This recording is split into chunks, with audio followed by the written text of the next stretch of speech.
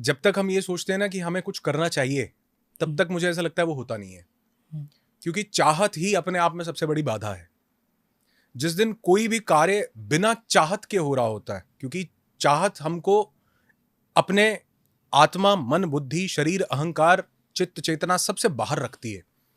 लेकिन वो चाहत का ना होना, मतलब चाहत बची क्यों हुई है? क्योंकि जिस चीज की चाहत है वो मिला नहीं है, तभी तो चाहत है। Right sir. अगर वो मिल जाए तो चाहत नहीं है ना। तो मुझे लगता है ये चाहत का होना ही हमें बाहर रखता है। The moment you start loving your work, आप उस क्षण से उस चाहत को जब पा चुके होते हैं, चाहत बचती नहीं।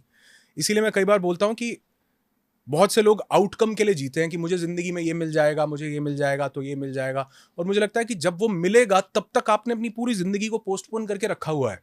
ये मिलेगा तब खुश होऊंगा, गोवा जाएंगे तब बढ़िया होगा, ये करेंगे तो वो पूरी जिंदगी पोस्टपोन्ड है। मुझे लगता है कि क्यों ना जो कर रहे हैं उसमें आनंद लिया जाए, बजाय कि जो मिलने वाला है उसमें। क्योंकि मिलने वाले का जो क्षण है ना, बड़ा छोटा सा है।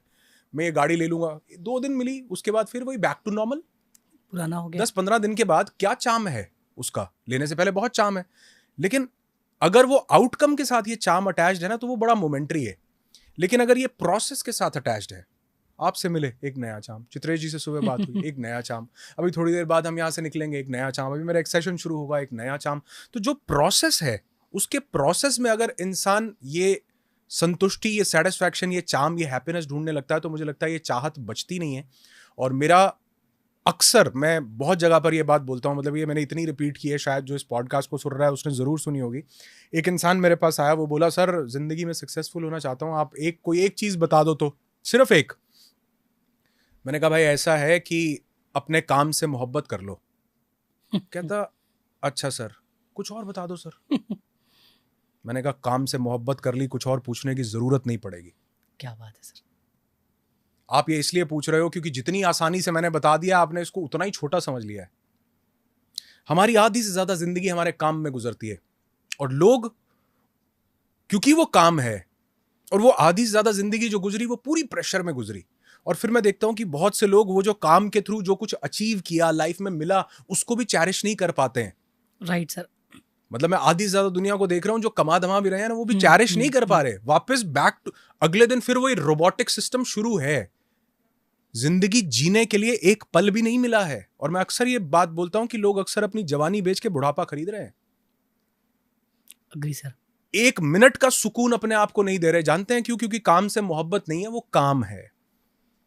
जिस दिन अपना काम काम नहीं रहता सर, वो मोहब्बत हो जाती है, जुनून हो जाता है।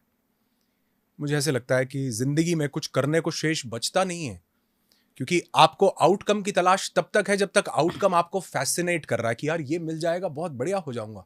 लेकिन मुझे ऐसे लगता है कि मैं अपनी जिंदगी को पोस्टपोन नहीं करना चाहता चंदन साहब।